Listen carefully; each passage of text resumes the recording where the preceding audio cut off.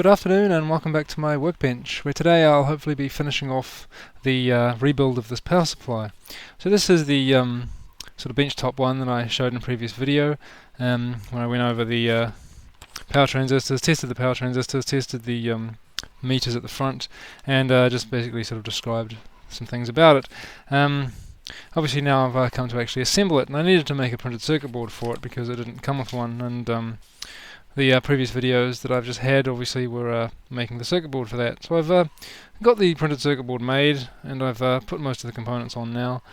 I didn't bother filming the entire thing of that because it just would have taken too long.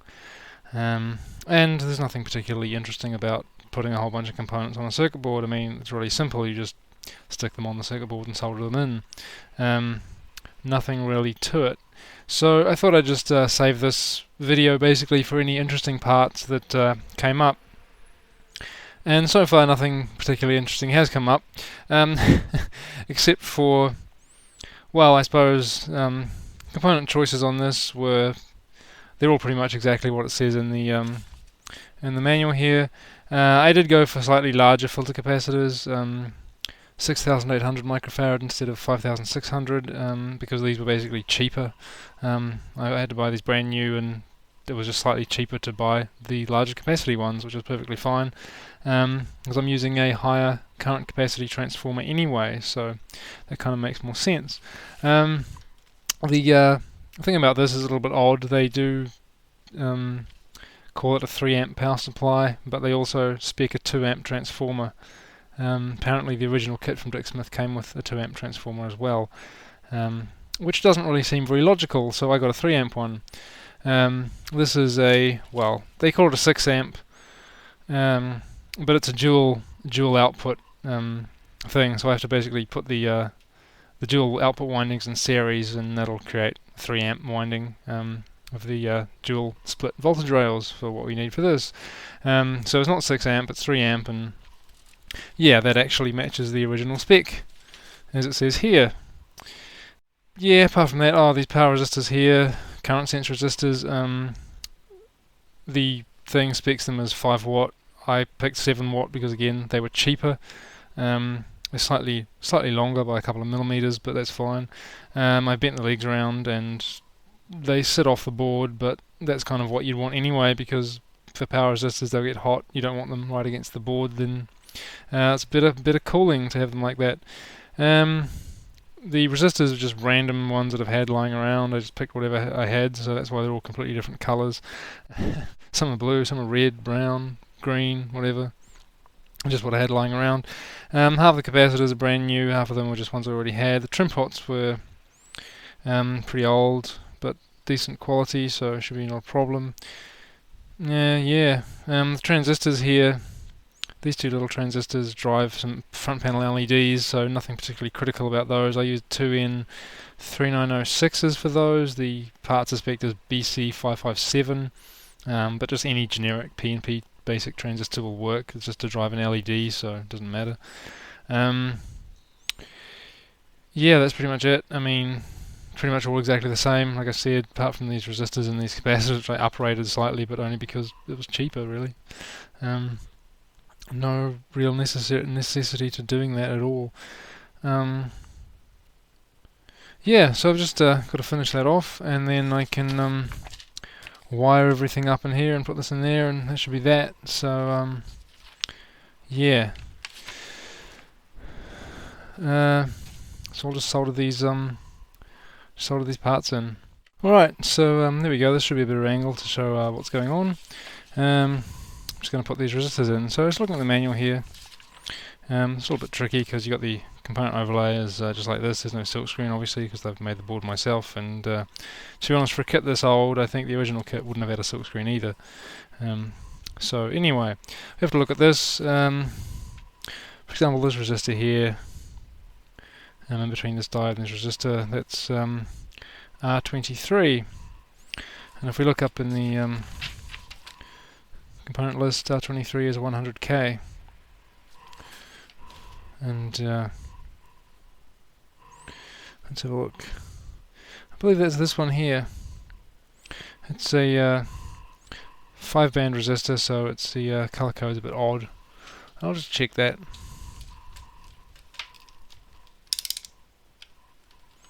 With this little pocket multimeter. There we go, 100K, so you know, just to be sure, if the color bands look a bit odd, and actually in fact that's a good point with this particular one here. This resistor here, right next to the ceramic capacitor, looks blue, grey, black. It's actually blue, grey, brown, it's just very, very dark brown. Almost black. Some of these things are very tricky. Most modern resistors nowadays are pretty well, the paint colours are pretty accurate, but sometimes they do strange things, but that's alright. And then we just solder it in.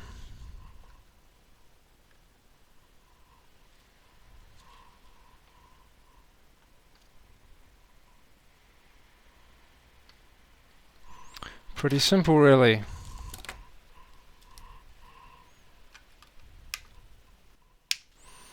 And like I said, not particularly interesting. And then you can mark off with this thing here all the ones you've done. What really annoys me with this particular sheet though is that all the values aren't listed in any particular order, which is quite annoying. It would have been nice if they'd grouped all the values together. They've listed them in numerical order for the reference designator, from R1 to R43, but it would be really nice if, you know, we've got a 33K here, two 33Ks there, and then another one up here, and they don't have any component counts for each amount of values, so, you know, it doesn't tell you how many you need of each thing. Which I suppose is fine if you just bought the kit. It wouldn't really matter, because the kit would hopefully come with all the correct parts that you wanted anyway, but yeah, it's a little bit annoying. Most kit manuals don't do this, but this particular one is, yeah, not that great. Anyway, it doesn't matter. What's the next one? We do have a couple of 33Ks. So that was, yeah, R25 and R26. They, R25 and R26, that's these two here. Alright, so that's see, that's a 2.2K. These are the 233s. These are the ones that I cleaned up and tinned myself, so it's makes things a little bit more interesting. Oh, and that's lead's got a bit of solder blob on it. Just take that off. That one can go in there. And this one can go in here. Now it is worth noting, if you install all the non-polarized components like resistors and stuff, so that their color bands all face, for example, when I've got the board this way, the tolerance bands are all on this side, and around this way they're all on this side. It's quite useful to do that, so you can easily read the values of things later if you need to have a look, instead of having to turn the board around through about 5 different dimensions before you can read the component values properly, which is nice when you're skimming across to see what's going on.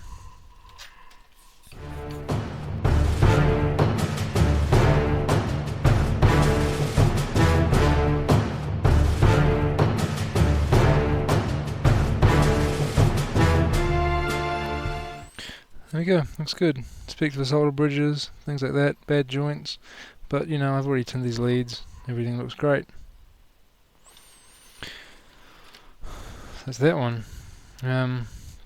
Also using these little sort of PCB stake things, turrets, whatever you want to call them, for off-board wiring, because there's so much of it. Just it can much more convenient to do it that way than having to solder from the bottom of the board and then bring all the wires out and all that kind of thing. So once the board's in the box, you can just run the wires straight to the top. Makes it a lot easier. Sort of an older style method of doing it, but nowadays I guess most people would have plug headers that you just plug on, but you know, this is an older way, but it works.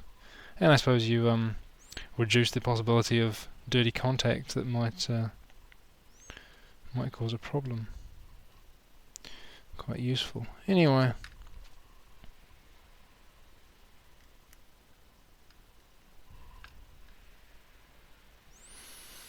these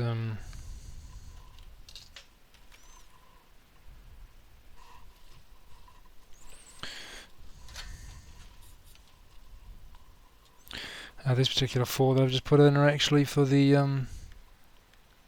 current sense trimming resistors, because to get the current meter calibrated accurately, you need to trim the current sense resistors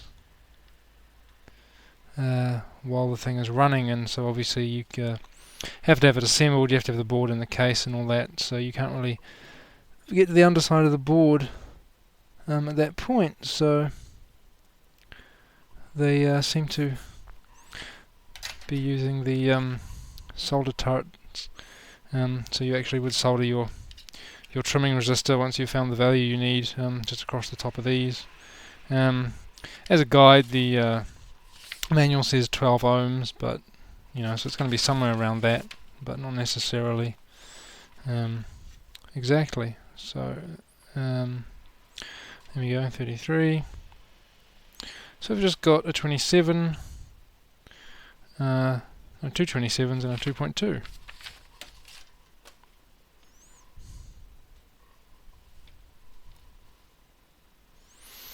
It's two 27s, it's a 2.2. So let's see, the 2.2K is a R32, and that's R32, that's just to the left of this diode here, D3. So let's put that one in.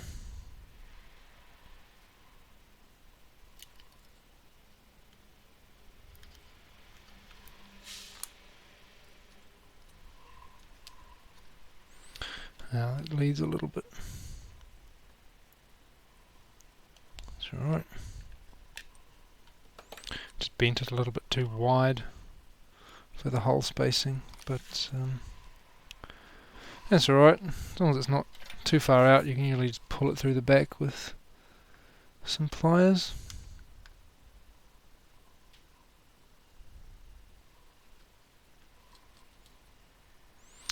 I don't have my soldering iron turned up very hot, do I? It's a bit low. Let's put it up to 350. Yeah, I had that on about 275. I don't know why.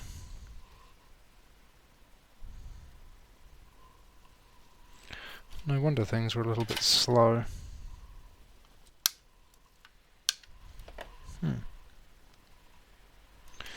Alright.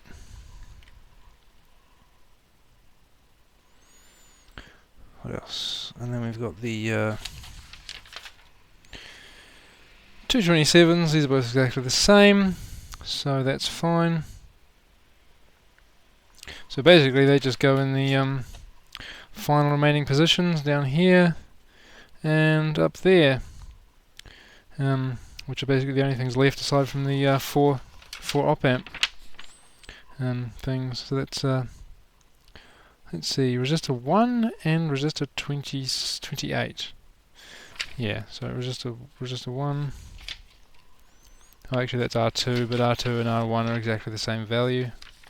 So that's fine. So we're doing R2 and R28. I'm just going to check these just in case, you know, to make sure that I haven't accidentally put another different value in the same hole. R28 is that one, yeah, but that's all. That all makes perfect sense. So I can do that.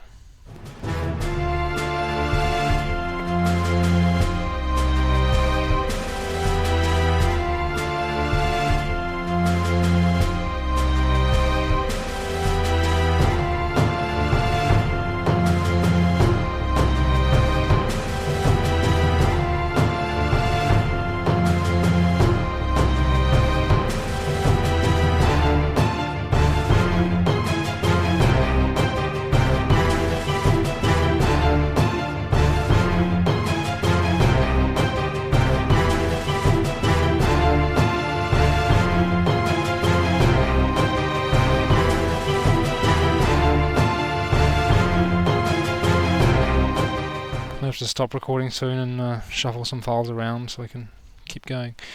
Yeah, so it's that. That's all the resistors done. Aside from the trimming resistors, as I mentioned. Yeah. Oh yeah, we've already done the 12 volt regulators.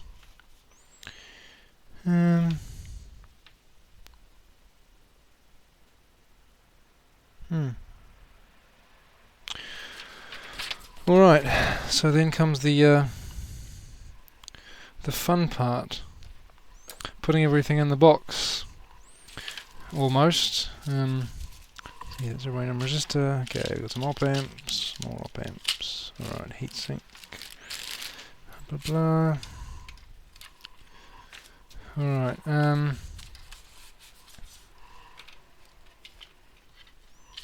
so last bit, we'll put these in. Oh yes, this is worth showing something for this. That's the IC pin straightening tool. So that's very useful. So if we take these op amps, let's see, what do we want? 1 TL071 and 3 TL072s. IC3 is the TL071, so let's do that one first, and then we don't have to worry about thinking where to put the others.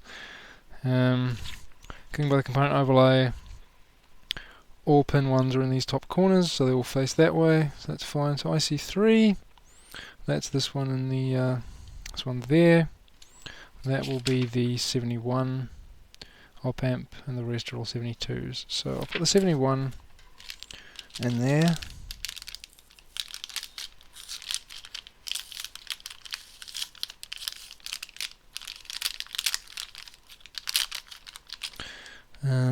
Oh yes, of course.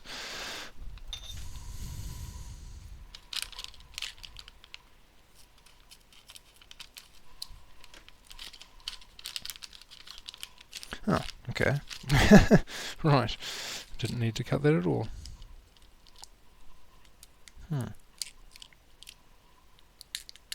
Now I've bought extras of these just in case I need spares or for some future project or whatever. But yeah, I mean you can just bring the chip out.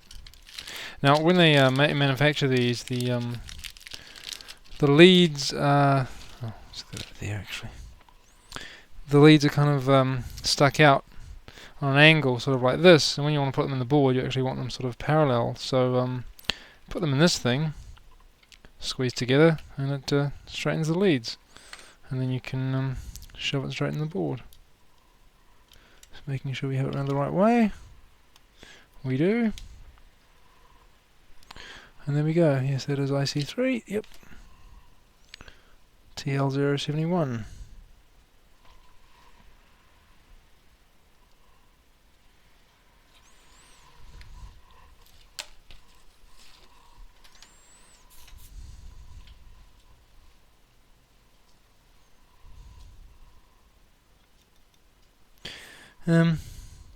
Thing worth noting to this, with ICs, if you're soldering them in, is worth doing sort of alternate pins. So I've done one down here, now I'll do one over the other end on the other side.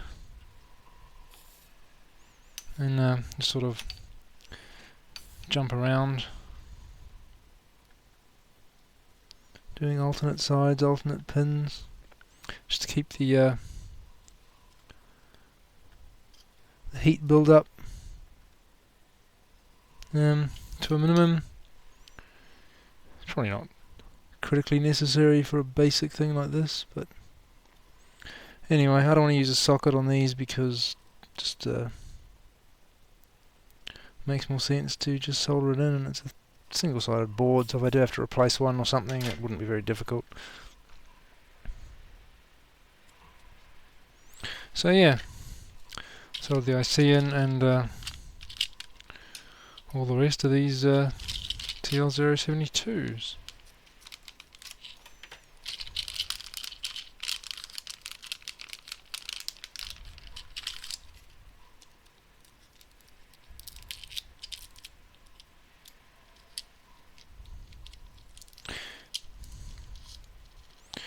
of which we need 3.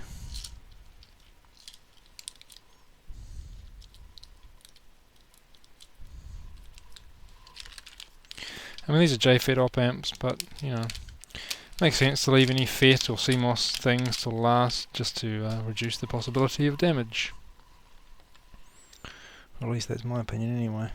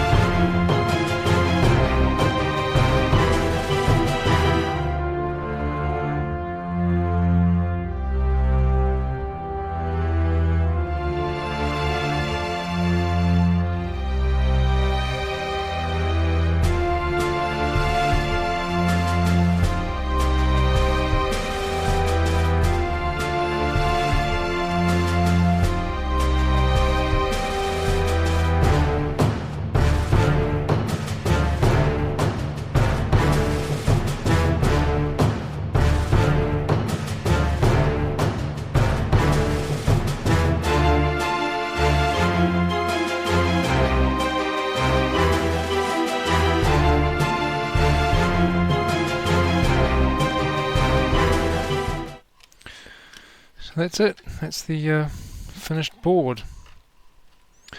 Everything put in.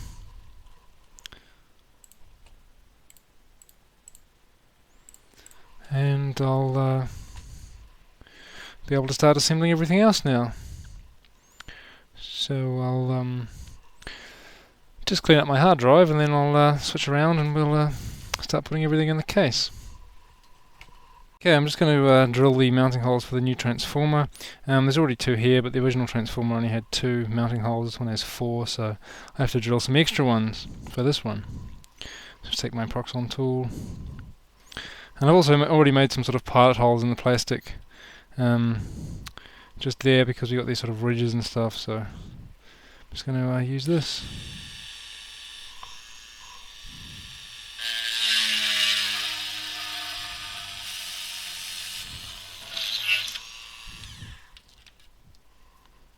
Should be alright.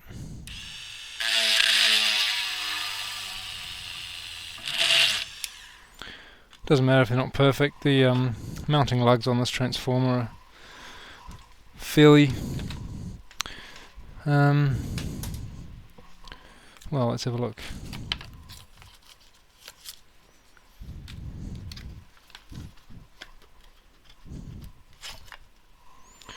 Fairly generously sized. They'll take. Oh, that's pretty funny. Oh yes. I love the. What does it say on here? Power transformers are custom manufactured strictly to ASNZ 61558. Strictly manufactured, yes.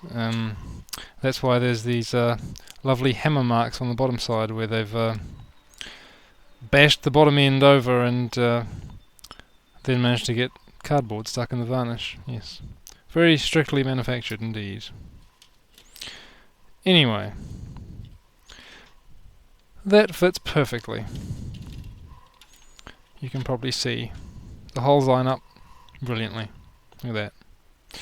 So, let's take some screws and shove it in.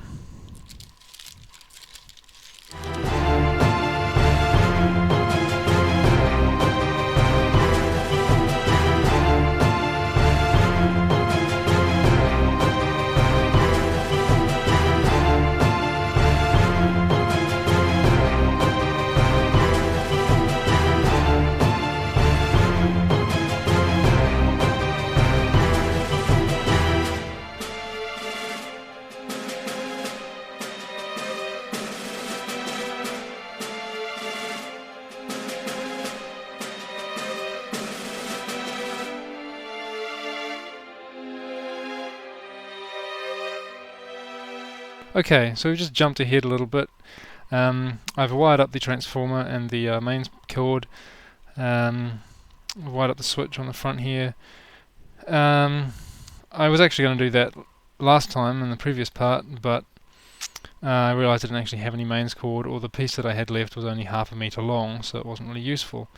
So I found the cheapest way to get what I wanted was just to buy a cheap 5-meter extension cord, and I just cut some off the end and wired that in, and then that gives me a slightly shorter extension cord as well as a bonus, and I used the plug that I was going to use on this, but I've just used the plug that came with it, so that's all worked quite well. I suppose not really much to show for that, it would have taken too long, but a couple of things to note, I suppose, about that. Obviously, mains wiring, you have to make sure you know what you're doing, get everything right. The colours will vary depending on your country, but for me specifically, we got brown as live, blue as neutral, and green and yellow striped as the earth. Obviously, this is a cheap extension lead. You would assume that the wiring is correct, that the colours match up, but great idea not to assume that because it's so cheap. Who knows what they do? I mean, as long as the pins are wired correctly, it doesn't matter which colour goes where, and if you cut the end off, well, who knows if the colours are correct or not. So make sure you actually do check the pin out and that the colours match up with the pins. If you are doing that, if you're wiring it yourself, obviously it's not going to be an issue, but you know, just because it's brand new from the factory doesn't mean that the wires may not necessarily be incorrect. Just always a good idea. For something like mains wiring, just check to make sure. Apart from that though, yeah, there's pretty much nothing else to say about that. If you're not comfortable doing mains wiring, obviously get someone who is, or whatever. So I redid the fuse holder. I mean, to say that I rewired it. It was fine how it was before, but obviously I had to do the rewiring anyway because everything was new. Important thing to note about that though, I suppose, is the contacts on fuse holders sometimes are a bit tricky. Generally the one at the back, or right on the end here, good idea not to wire your live wire coming in from the cord directly to that, because that gives a possibility of giving someone electric shock, because the live contacts that's right at the back, the fuse, you think that makes sense, right? That's the one that's right far at the back. That's the one no one can touch. But if there's a fuse sitting in there, and the fuse is good, then the end of the fuse, which is going to be sticking out the back, will be perfectly accessible. And if you stick your finger in there, you get a shock. So better to usually wire to the side terminal, which will be held somewhere inside the fuse holder on the side. You won't be able to touch it very easily, and have the output from the fuse holder to your switch or whatever as the rear end.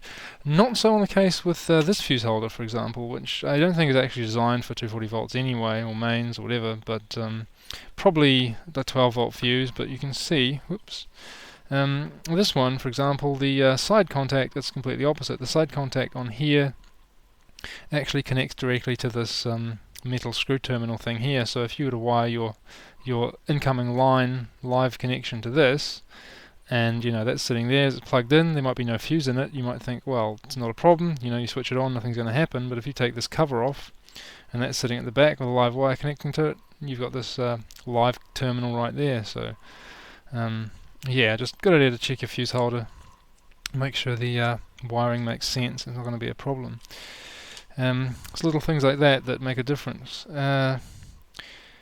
Anyway, oh yes, and the ground cable, the earth cable, that you should, ideally, you want the length of wire on that to be longer than at least your active live wire, so that the idea being that if the cord does get pulled out of the back, I mean this has got a clamp on it and a grommet thing and everything, it's not going to come out easily, but the idea is if you do pull it out, you hopefully would want the live wire to break off first, and the earth should stay on till last. Basically, you want the earth should be on there, the final one to break off or anything. So obviously for safety. So yeah, good idea to strip that longer when you're stripping the outer sheath of the cable. Obviously, keep that one longer, cut the other ones a bit shorter. You can just coil it up and stick it in there. Apart from that though, heat shrink everything that's connected to a mains terminal. Put heat shrink over everything, there's nothing exposed, you can't accidentally touch it. I mean, these are the output terminals of this transformer, so they're not going to do anything. I mean, well, they're low voltage, they're not going to do anything, they're 15 volts. If they were a high voltage output, obviously you'd want to insulate them as well. But yeah, that's pretty much it. The transformer itself, this particular one is not, like I said, is not the one that they spec'd in the kit. This one is different. The original one was just a multi-tap sort of thing with center tap, which they used, but with this particular one it's actually a dual output winding, so we've got a 15 volt winding and another 15 volt winding.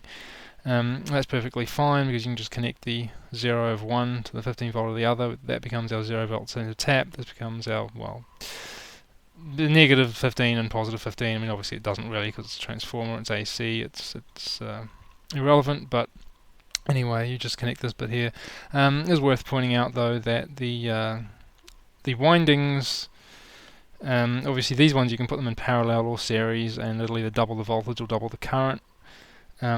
These windings are identical, so it's fine to put them in parallel. If you had a transformer with different voltages, different current capabilities, you wouldn't want to put them in parallel, probably wouldn't even want to put them in series. You really want them to be identical, otherwise it's going to cause overloading of one and possibly breakdown and something shorts out and it's not going to work. It might work at really low currents, but yeah, you don't want to try not to connect together different windings that aren't matched for voltage and current, basically. Another thing though is to check out the polarity of the windings, because the direction that they're wound around the transformer core actually influences which way around the sine wave will come out.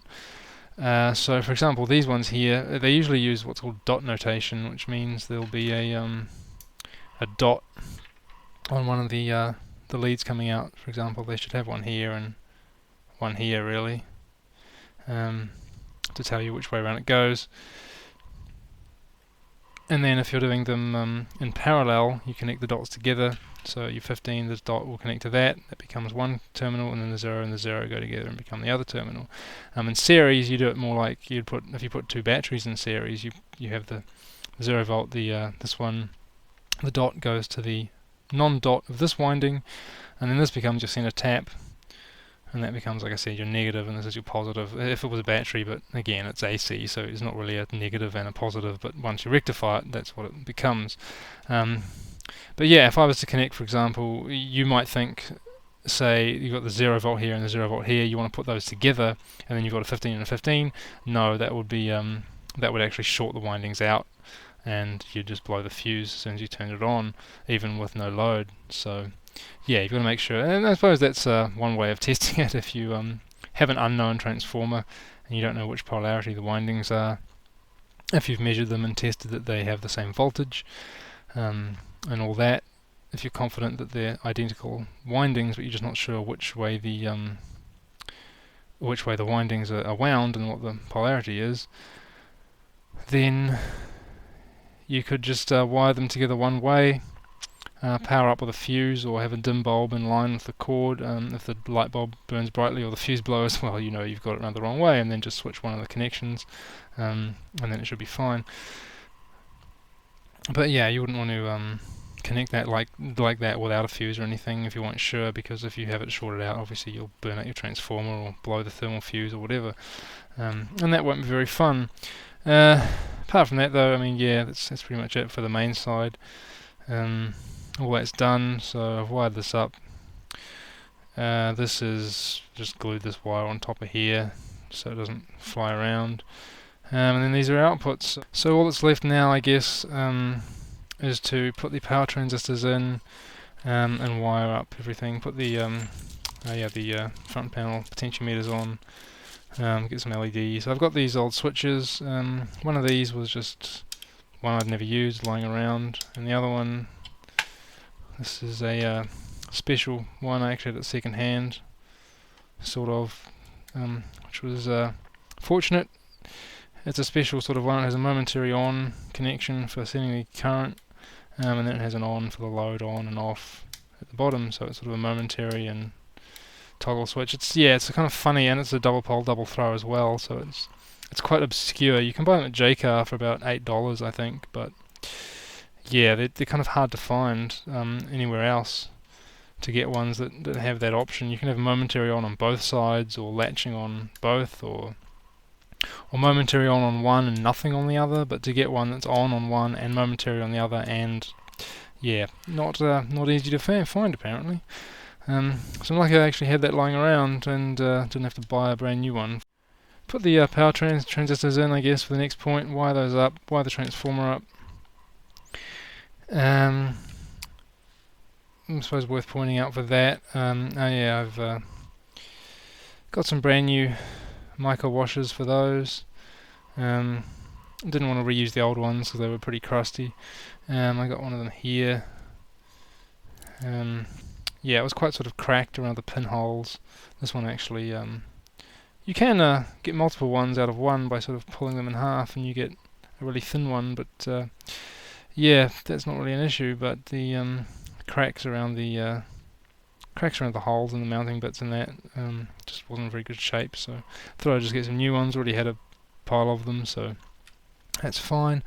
Insulating washers for the mounting screws, I needed to have some of those. I also had some of those, so that's fine because he only used one screw on each transistor. You should have two.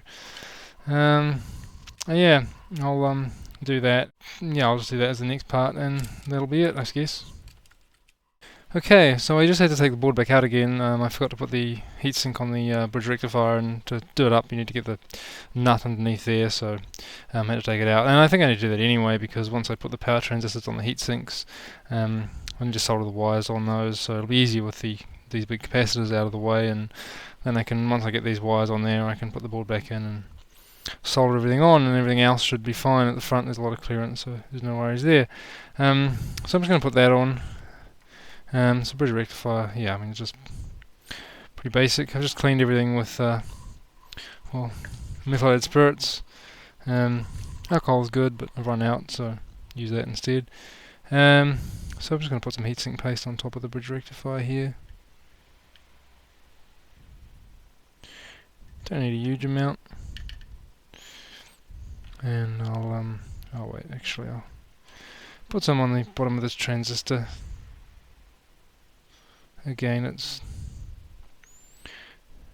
not necessary. I mean, you're only filling in really small imperfections in the material, just microscopic sort of bits, so it's not really much of an issue at all. You don't need a huge amount.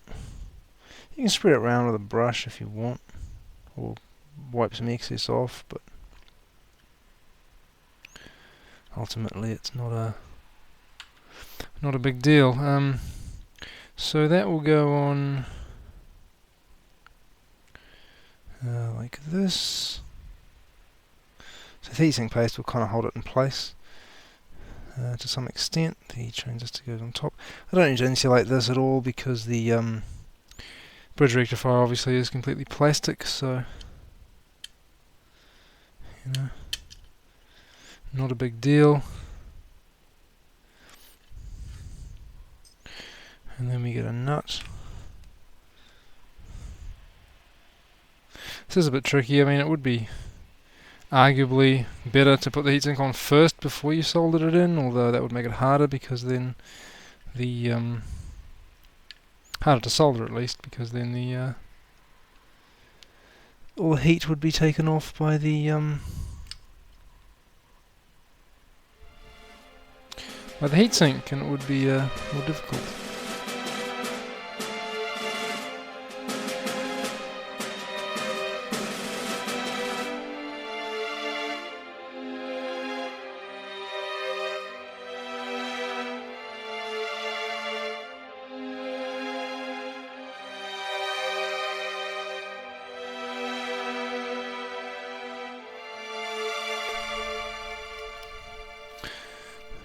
Yeah, that's really annoying.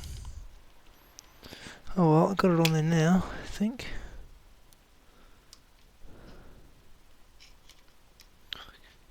Just hold that there.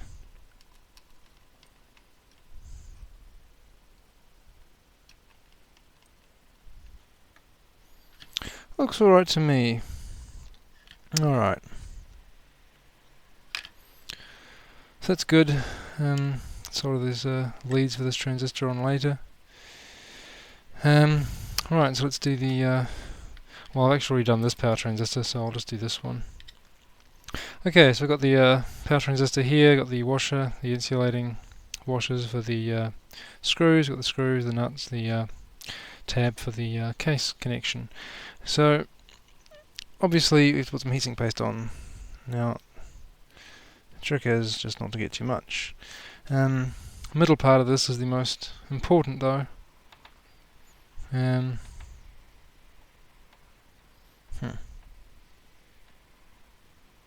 Sort of separate it a little bit. I'll need to just do that round. Okay.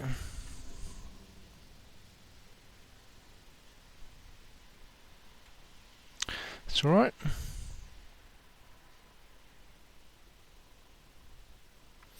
The liquid here is just a carrier for the paste basically. It's just like silicone stuff. It just doesn't matter too much.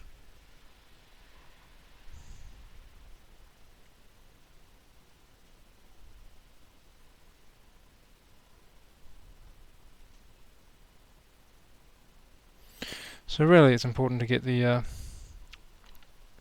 paste mostly in the middle. The ends here where the melting holes go is not really relevant. Not a big deal if you don't have much there. Then we put the washer on top, making sure it is asymmetrical, so it only goes in one way. And there we go. Don't put your finger on it obviously, or you'll get finger oils stuck in it and you've got a problem. Just push that down, it all looks good to me. And then we just got to put some more paste on the top side here.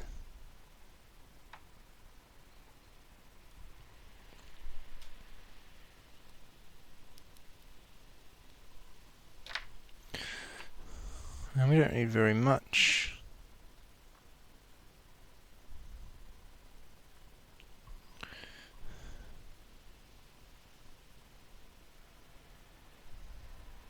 If you put too much on, it becomes insulating instead of conductive, so you start blocking the heat transfer rather than helping it.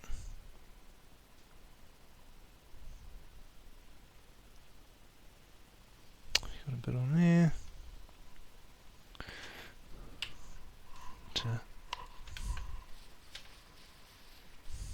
Just wipe that up.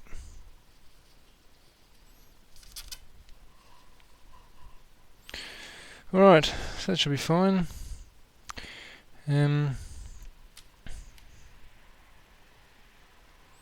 Stick this in the heatsink now.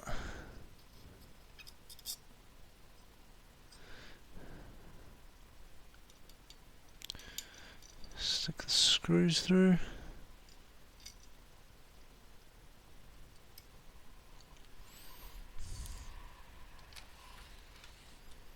Put the insulating bushes on the screws.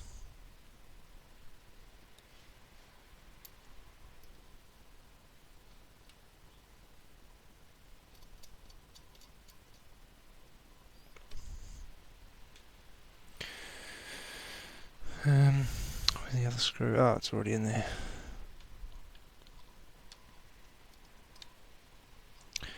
This one we want the connector tag there.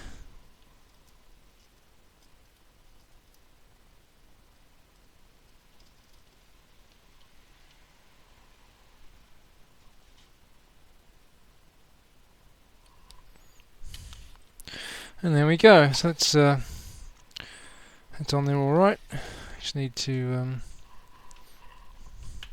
tighten it down. Obviously you don't want to, well, maybe not obviously, but one thing to note with that is not to tighten it too much.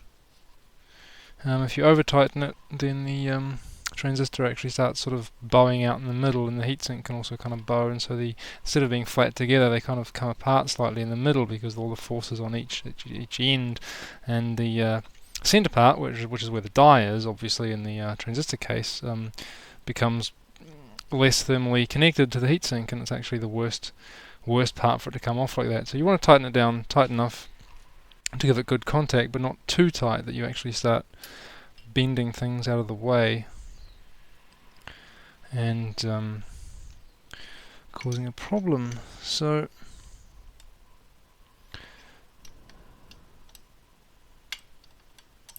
it's worth bearing that in mind.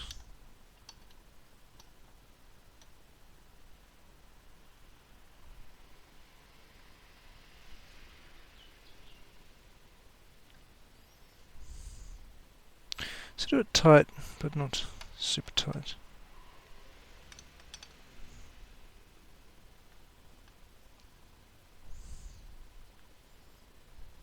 Just to the point, I guess, where it's sort of just start to feel resistance from the and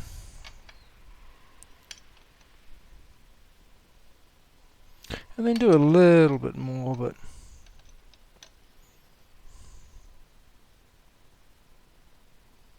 don't go crazy with it. And as you can see there, the heatsink paste has come out slightly from the edges, but there's not a huge amount of it, which is what you want. You just want it to be spread basically just so it just comes out. The edges is fine, but it shouldn't be spraying out the sides and going everywhere. This one's a little bit less, but again, it's in the inside part where the maximum heat is generated right under the die. That's where you want the most paste anyway. On the edges around by the screws doesn't really matter, but yeah, anyway, should be fine.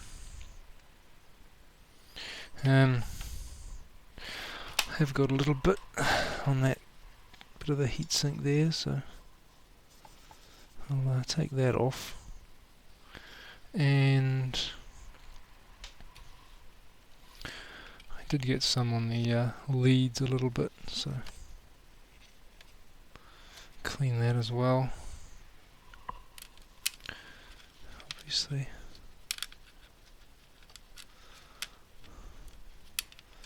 Don't want to try to solder to that. But there we go. That's that. That lead there is kind of close to this hole. It hasn't been drilled properly, so I'll just bend that slightly on an angle, but it's not actually touching anything, so it's fine. These holes up here are for the thermal monitoring transistors, which I'll install later because I don't have any insulating washers for those. I've ordered some on eBay, so they'll probably take a couple of weeks, so I won't put that in this video. I'll just do it later, some other time. But the process is obviously the same. You just put some compound on, put the screws in, and all that. So yeah, that's pretty much it. That all looks fine to me. So now the next part is to solder some leads to these transistors and these lugs here, and then we can put the board back in and solder everything else, and then at that point it should be finished and ready to go. Should be. We'll see. But hey. Oh yes, and these insulating caps go on the back of the transistors. They just clip over. That's always a good thing, because these the cases of these transistors will be running at the full voltage or whatever this is set to, so we don't want that to be exposed. Not that it's probably a big deal, I mean, but yeah. Anyway, you can also obviously a good idea to test to make sure everything makes sense.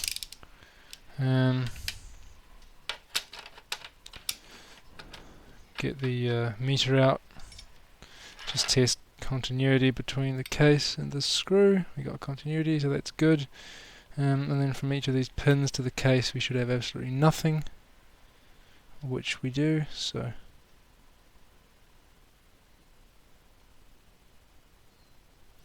and from each pin to the other we should have nothing as well. So that's all as you'd expect. It's all insulated, and it's all connected, so that's all good. So I'll just find some more wire and solder those in. Okay, so with the transistors in, I've wired them all up, soldered them to the board, soldered the transformer in. I put a little bit of heat shrink on that pin for that transistor. That's the emitter for Q4, because the holes that the previous owner drilled in this heatsink were a little bit off-centered, and so the lead was quite close to the heatsink, and I decided to put some heat shrink on it just in case. Probably not necessary, but I just decided to do that. So I've started wiring everything else up now, all the front panel stuff. Done the meters wired up, got this potentiometer. I'll do the switches last, and there's just the LEDs. So anyway, so we've got to do the current limit adjust potentiometer. Just wanted to show something for that. And that was mounting these on the front.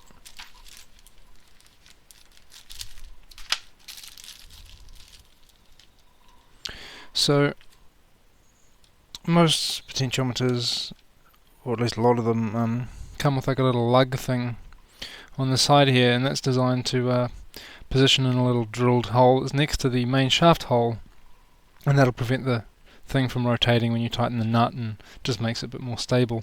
For this case though, they haven't done that, and this is pretty solid steel, so I'm not going to drill that out or anything. So the easiest way to fix that problem, because if you stick it in like this, it won't fit flush, it'll fit all wonky and just won't work. So the best way to deal with that is just to snap it off. So you just grab a pair of pliers and just break it off. I mean, these things are like pretty brittle.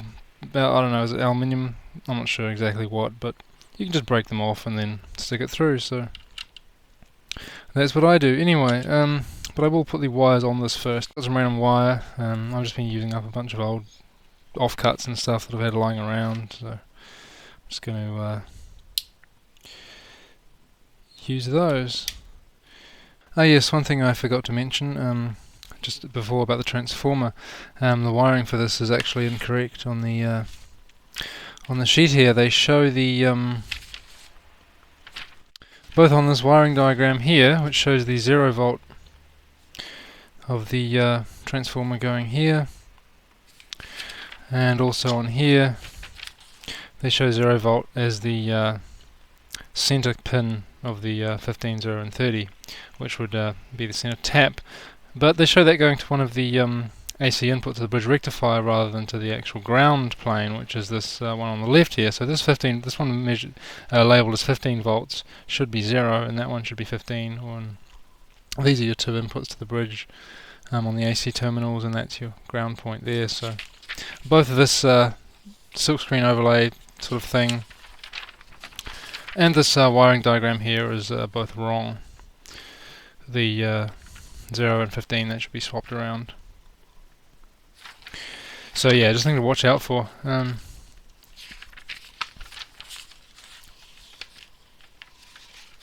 The schematic is correct. That makes all perfect sense. You have the center tap going to the center of the two regulators, and of course to the transistors for the main circuit. These regulators just do the op-amp supply.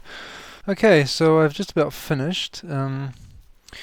I didn't show all the wiring up because that took ages, and it was just hunting around for bits of wire and doing heat shrinking and stuff for the switches, all that there. But you can see that it's all done now. All put together, but looks like Murphy has returned. We have a problem.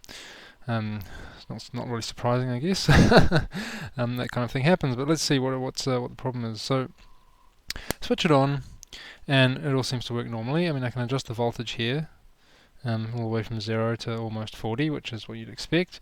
That all seems to make sense. If I plug this 15 ohm resistor across the rail here, turn it on, we get current draw of about 600-700 milliamps or something.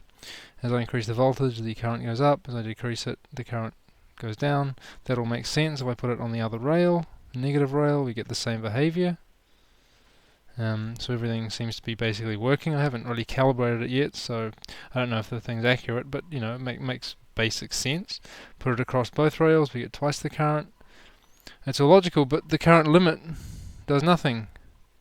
Nothing's happening here. I don't know what's going on here. So what's happened here, or at least what I believe has happened here, this This potentiometer controls the current limit, and that's controlled by this op amp here, IC3. I believe that's IC3. Let me just check that. No, that's IC4. Okay, that's IC4 anyway. That is the current limit. That takes an input from the output of the main op amps that control the two rails, which are these ones here. And it also takes an input from this op amp here, which monitors the thermal status. So if this goes over temperature, it turns this on, and that'll shut down this and go into full current limiting. And also adjustment of this should adjust the current limit, but it's not. So I just did some quick voltage measurements here, because nothing really made sense. I wasn't really sure what was going on. I actually was testing this thing as I was wiring everything up, so I sort of put the bare minimum of the two potentiometers in, and the meters, and you don't need the range switch because the current sense resistor is already on board, so that's only just to select between the two. With both of it, without the switch connected, you'll just get basically something a little bit lower than the low amp range, the 300 milliamp range. So I didn't need all that connected up, and actually everything was working fine at that point. I could adjust the current limit and it was all fine. But once I finished putting everything else in, it stopped working, and I was like, well, what? This makes no sense. There's basically like no difference between having these switches wired up and connecting the output posts and everything, and connecting the LEDs. There's nothing that makes any sense. Nothing else touches this op amp circuit that does the current limiting. So I checked a couple of components, but there was nothing wrong with them, and I replaced the op amp just to see, just maybe it had blown up for like no reason or something, but made no difference, of course. So I decided to do some voltage measurements, which is what I should have done to begin with. Let me just prop this up here, hopefully you can see the display.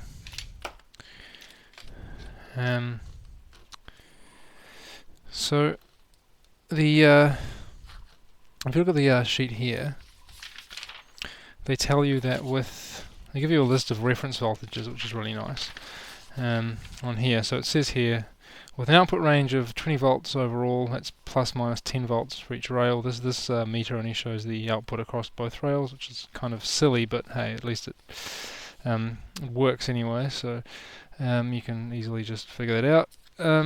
But yeah, so it says that it does 20 volts plus minus 10 and a current of about 1 amp. You should get 1.1 volt on pin 6 of IC4, and you should get about 2 volts on pin 5. And that makes sense. The output of IC3 basically just pulls pin 5 almost to ground, basically, when that gets over temperature detection on it, and that'll just shut down everything and go into current limiting mode fully. Should just turn everything off, basically, which is the point. But this should be normally this point here is 11.4 volts, and this PNP transistor will be off. The over temperature LED will be off. If this turns on, it'll bring this down, and this will turn on, and this will turn this on. It will do all the this point A connects over to here, so this operates these main two op amps. It changes their inputs and shuts them down, so the voltage will drop, the current will drop, which makes sense anyway, but that's not happening. Or at least, well, that the over temperature works. I can actually prove that works by just adjusting the over temperature detection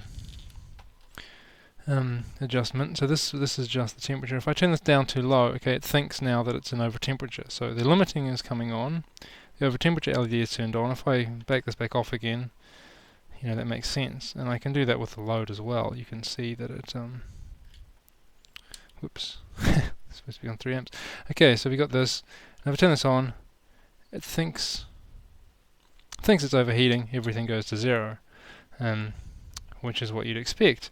Turn it off, go back here, everything goes back to normal. So, I mean, the current limiting circuit is actually working, but the control here isn't working. That's the funny part. Why is the control not working? We can check the voltages here. So like I said, pin 6 is supposed to be about 1.1 volt. We're getting Okay, we don't have a load here, we're getting 0.9, okay, that, well, yeah, whatever. But if we go to pin 5, we're getting 11 volts, which is the full output of this when it's not in shutdown mode, which doesn't make any sense. And if we actually adjust the control here, you should see the voltage doesn't change at all, nothing's actually happening. So this should be varying the voltage, but it's not doing anything. Why not? Well, I was confused. I sort of thought here and thought, what is the op-amp shorted? And that's why I replaced it, because I thought maybe that input had shorted to the positive rail somehow and it was just getting pulled high. Yeah, I'm just sort of overthinking it, right? So what's the more logical option? Well, this trim pot, potentiometer, sorry, has 3 connections. One which goes from the output through this 10k resistor of this one here, which is this cream wire. You probably can't see it, but it's connected to this point there, and that's where the 11.36 is coming from. Then the wiper is the orange wire. No, hang on. The brown wire is the wiper. That's the input to pin 5, IC4, which is this brown one here. And there we're getting 11.36 again, and we can't adjust it. And then we say, okay, I looked here. The other one, the orange wire, connects to R31, which as 270 ohm goes straight to ground. So that's our voltage divider, basically, input for this thing. So if you go on the orange pin, it's 0 volts. And I kind of looked at it and I thought, okay, I mean, 270 ohms to ground, 0 volts. And then suddenly I'm like, oh, well, hang on. That shouldn't be 0. It looks like that there's something wrong with that orange wire, because that shouldn't be at 0 volts. That should be something slightly above 0 volts, because it's going to ground through a 270 ohm resistor, and it's measuring exactly 0 volts on it when I check the voltage. So this point should be above ground.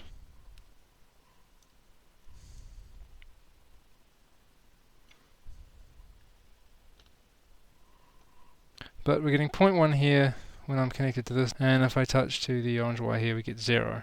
So if this is yeah, there's something 0.1. It's probably just the yeah, when I press on this, oh, actually, it's the potentiometer itself. I think the terminal's not crimped properly or something. So when I put pressure on it, yeah, the limit comes on, the voltage drops to 0. So okay, so when I do that, completes the circuit in some way, and does that. Okay, so that means that yeah, either the wire,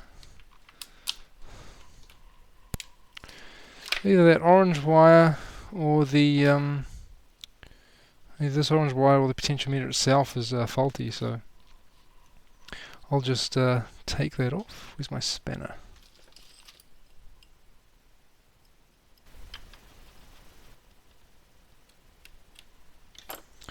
That's very odd. Bad connection here somewhere, it must be.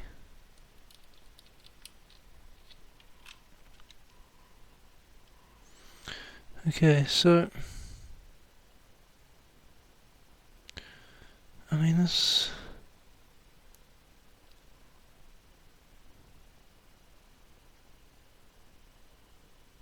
doesn't really make any sense.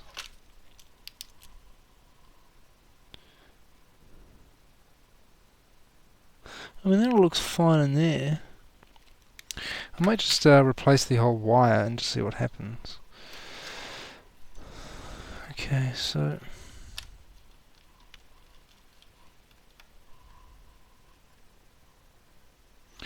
oh no, hang on. That solder turret was loose. Is that the problem? Better unplug this just in case.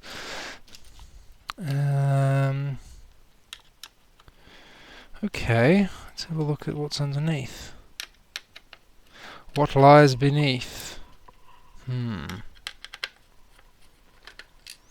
I would say there's definitely a bad connection either at the potentiometer itself, or this wire, or on this turret maybe. It seems a little loose. Something is not right here. Something is not right there at all. Okay, it's a little bit tricky, isn't it? Okay, that's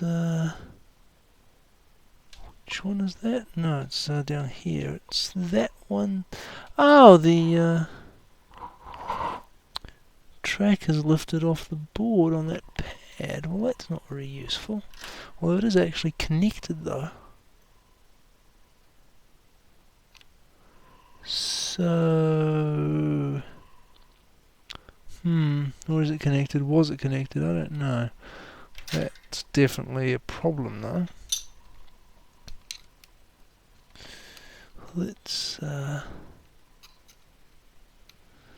resolder that.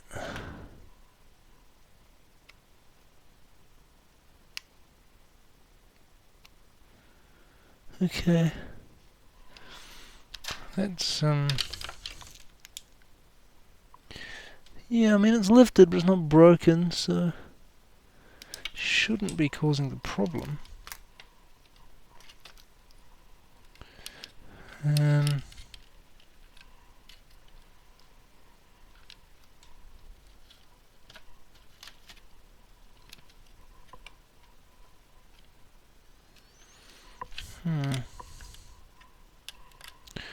Anyway, like I said, let's just replace this whole wire.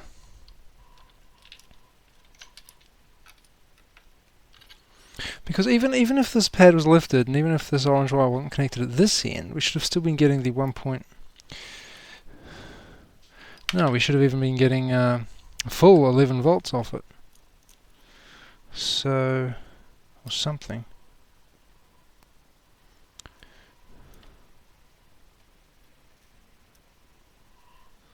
Hang on.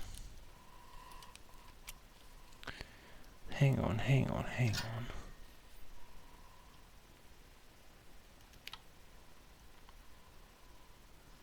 Is this wire the problem? Yeah, actually, if this was open circuit, this should have been... This terminal should have been at 11 volts. Just like the other one. But it was at point 1, and that was at 0, which makes no sense because they're both connected via this wire. They should have both been exactly the same voltage. There should have been point 1 down here as well. Regardless. So, I'm actually really tired, so this is probably why I'm not thinking properly, but I'm just going to replace this wire because I'm suspicious of it. I don't have any orange wire, but let's try this red one. That'll do.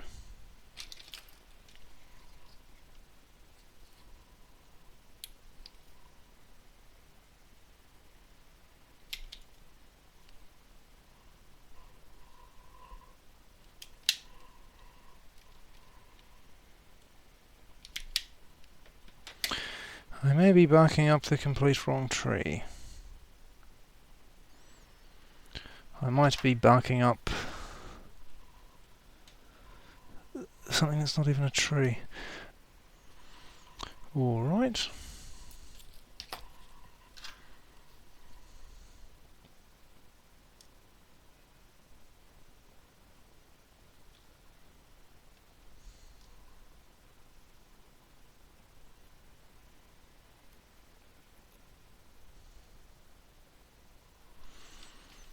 Okay. New wire here. Now if we do some resistance measurements, let's see. Resistance from here to this pin should be 0. It is. To the wiper it should be something below 5k. 2.7. Okay, let's try adjusting it to the other end. We should get 5k. we do. Put it in the middle. Well, it's not actually in the middle, but somewhere in the middle.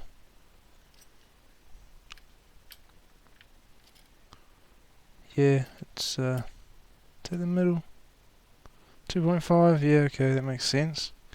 So that red wire is good and connected, and the thing seems to be working. So why?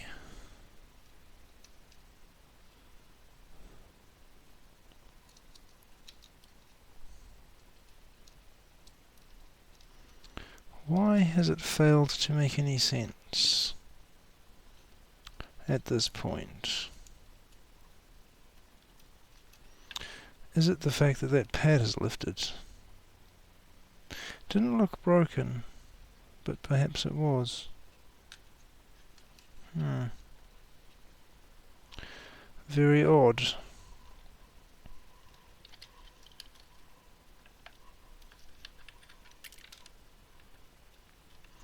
See, it made more sense that to think that the wire was broken, because if it was a bit faulty to begin with, then all the other wiring could have finished it off. For example.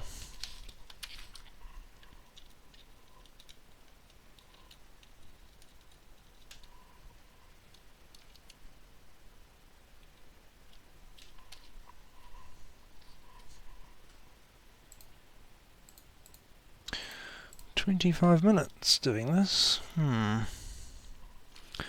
Okay, well let's just resolder that.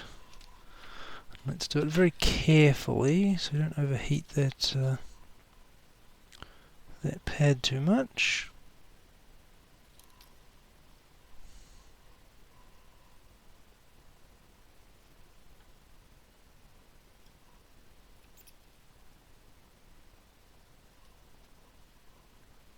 Okay, that's connected there. Let's just have a look on the bottom and, well, actually, yeah, let's have a look just to see. Oh, it still looks fine. Still soldered on, yeah. Didn't have time to heat up the bottom part. I was quick enough, so that shouldn't be a problem. Let's do a continuity test between that wire,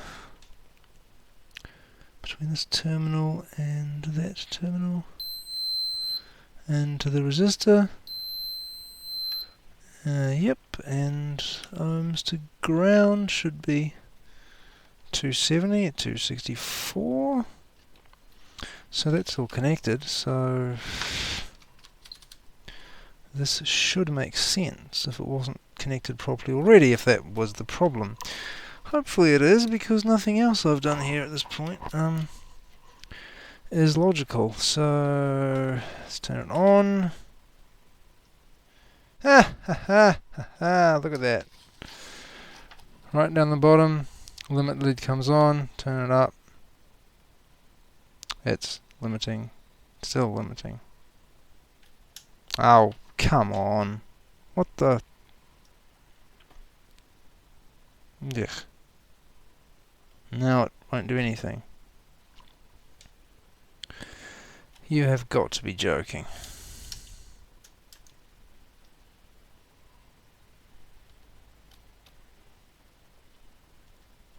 Wait. Oh, I've got another bad connection somewhere. Do we? Huh. Oh, there's something else funny. No, it's that white one. Something weird's going on.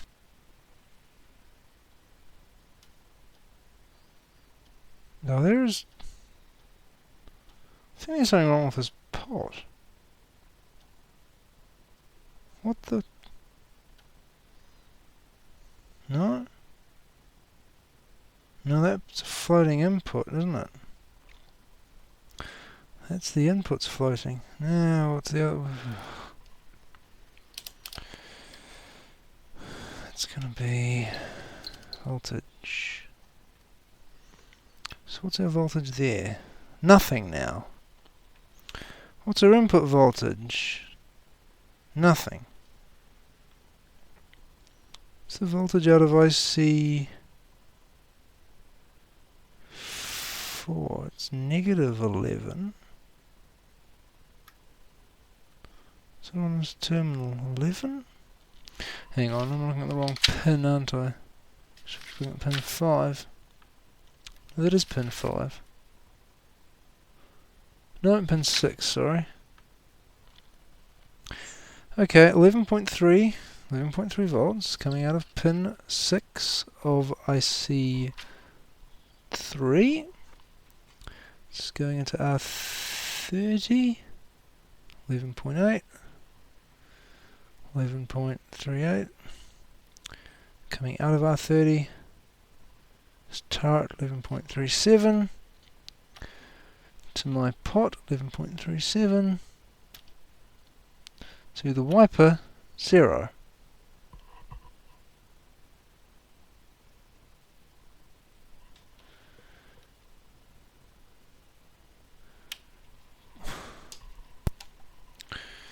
I'm wasting a lot of time recording this. Why am I recording this? We've got like half an hour of me trying to figure out what the heck is wrong with this potentiometer. It doesn't make any friggin' sense.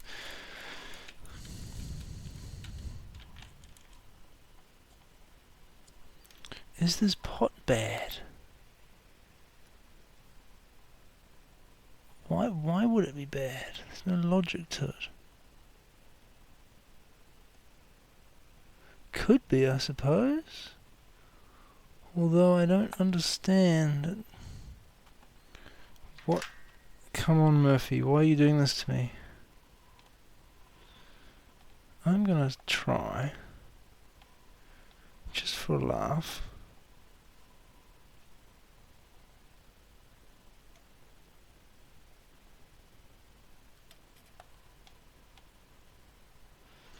I'm going to try a completely different potentiometer. Just to see what happens.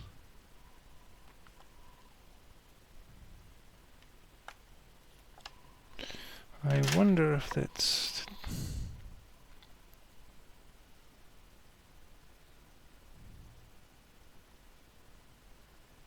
I don't see how this could be bad though.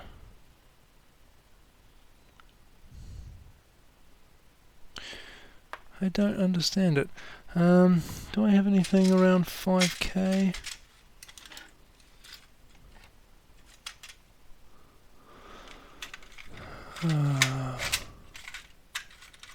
What's that? 500k? No, that's no good. 2 500ks. Well, that doesn't help. Oh, 5k. It's just linear and well, I mean log instead of linear. That's all right.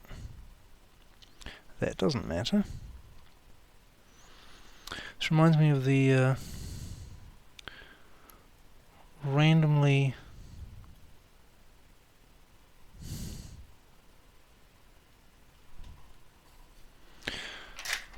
faulty buttons on an LCD monitor that only appeared as shorted when they were actually in circuit and being powered on.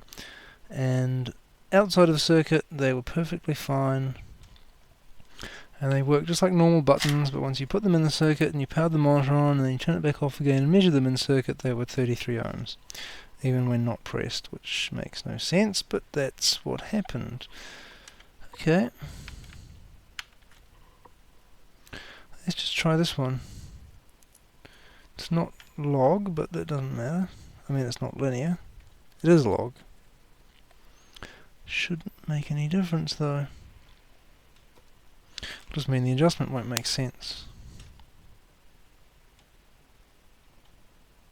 Huh?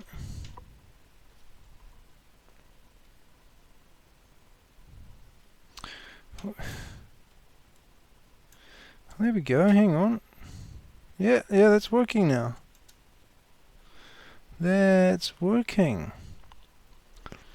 That is working. Now, is it that I just changed, or was it because I don't know. Let's see.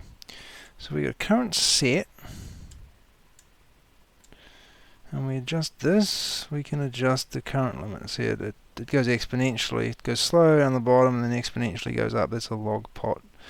So that's annoying, so that's why you wouldn't want to use that, but I mean, yeah, that's doing 3 amps. If we try this one here, we can adjust 300 milliamps, and that's working. So that is working. So there's nothing wrong with it. So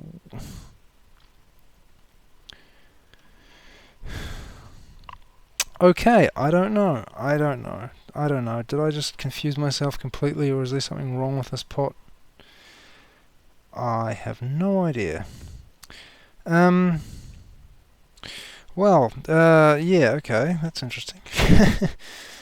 Very strange. Or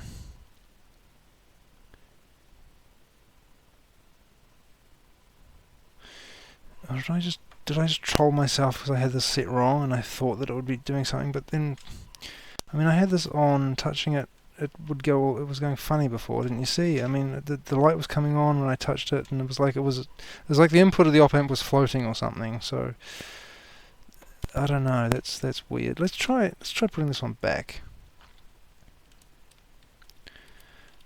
just for the heck of it. Because what would the test be without just checking it twice? I want to know exactly.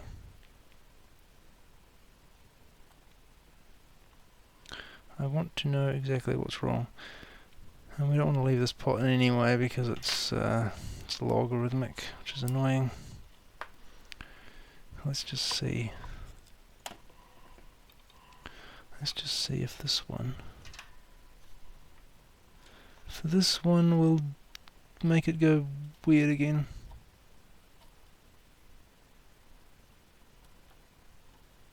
Oops.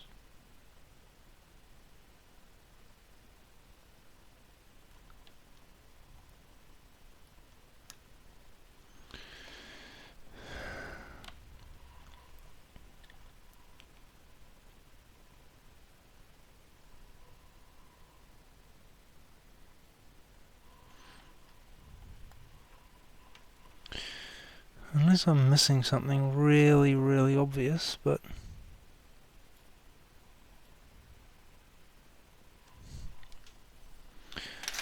Okay.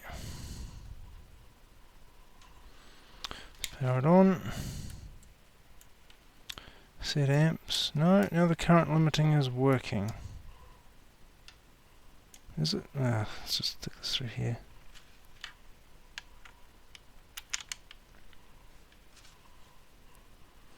So have I just completely confused myself?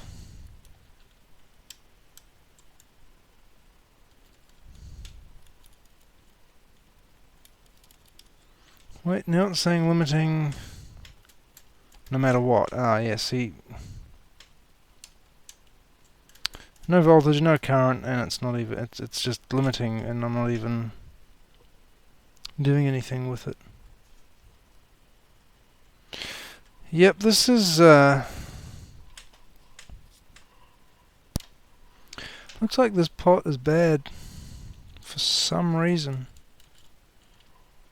Why, I do not know. But it really does look like it's bad, doesn't it?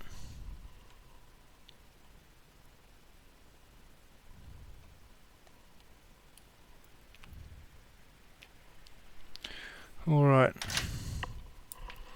I'll just put this this other one in. And I don't have any other linear 5K pots. That's the problem.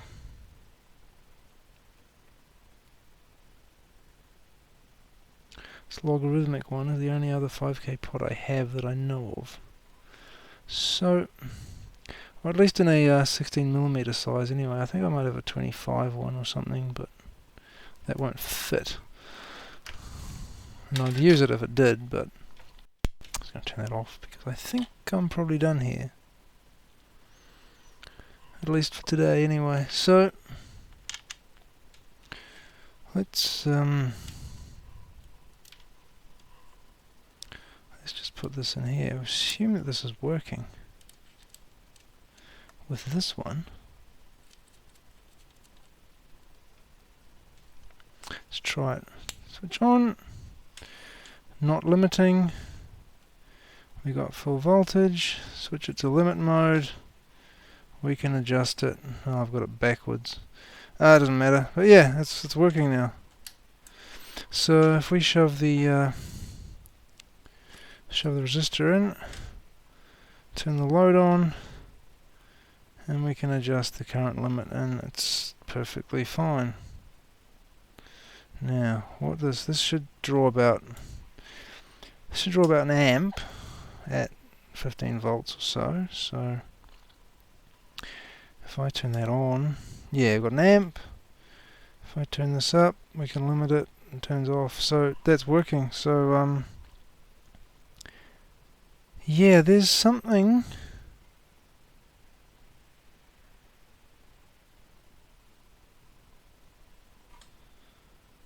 wacky going on with that potentiometer. This is bad.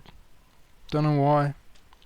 Open circuit, short circuit, leaky, I don't know. I'm not sure what exactly.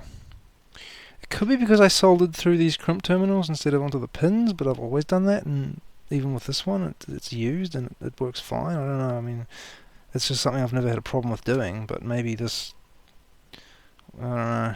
Very strange. Anyway, it looks like this was faulty. So that's great. What have we got?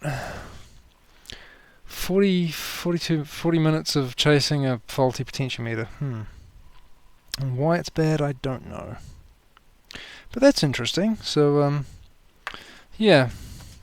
It's a fun night for Murphy and his dodgy potentiometers. This is a brand new one, straight out of the bag. You saw me open it before. Okay, so the power supply does actually appear to be working now that I've replaced this strangely faulty potentiometer. I have no idea what's wrong with it, really. Intermittent short circuit, intermittent open circuit, I don't really know. Very strange. I've never encountered that before. I've only ever seen them burn out from overloading or become noisy, and yeah, but I've never seen them do something like that. I don't know if it was my fault from soldering it through these terminal holes, but like I said, I've done that with pretty much every single potentiometer I've ever soldered in, unless it was directly to a printed circuit board. So I don't really hold much faith in that diagnosis, that was the problem. But you know, who knows? Maybe it was. I don't know. But I guess it just goes to show that just because something's brand new and comes out of a sealed bag and was from a decent supplier and a good manufacturer, then doesn't always mean that it's going to work or last longer than 5 seconds. So worth taking note of that, I suppose, for myself and for anyone else. But yeah, the power supply seems to be fine now. I can actually adjust the voltage. Well, I could do that already, but there we go. We can actually adjust the current. I can put that into limiting mode, test the current limit, and everything seems to be working, although the controller's backwards because I've just swapped the wires around by accident. And of course it's logarithmic instead of linear, so I'll have to get a proper linear one and wire it around the right way. Apart from that though, I guess it is done. It does seem to work. I just need to calibrate it. I need to trim the current sense resistors. I need to install the rare heatsink thermal sensing transistors here to these positions there. I need another one of these. It's in a bag somewhere. I need to do that. I need the insulating washers for those. I haven't got those yet. I just ordered them on eBay a couple of days ago. So that'll take probably, I don't know, a couple of weeks to get here. So basically, yeah, I'll post a follow-up video to this in a couple of weeks, I guess, or whenever, when I get a new potentiometer. I wonder if Funnel will let me return this and get a refund. I doubt it somehow. Even if they did, it would probably be a bit of a hassle.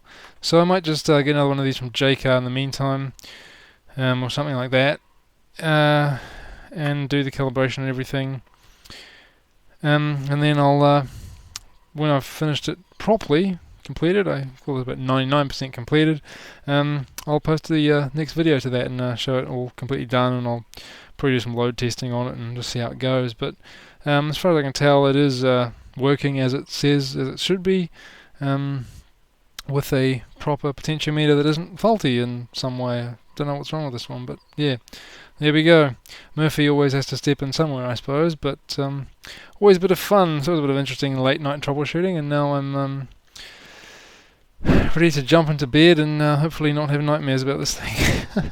So anyway, thank you for watching all the way through. If you have, hope you enjoyed it. Hope you learnt something. Hope you learnt that brand new parts can sometimes be screwed. Yeah, well, hopefully most people already knew that, but it's just surprising. I mean, because usually they work fine, but sometimes they don't. There we go. Anyway, well, hope it was enjoyable, and I'll see you next time.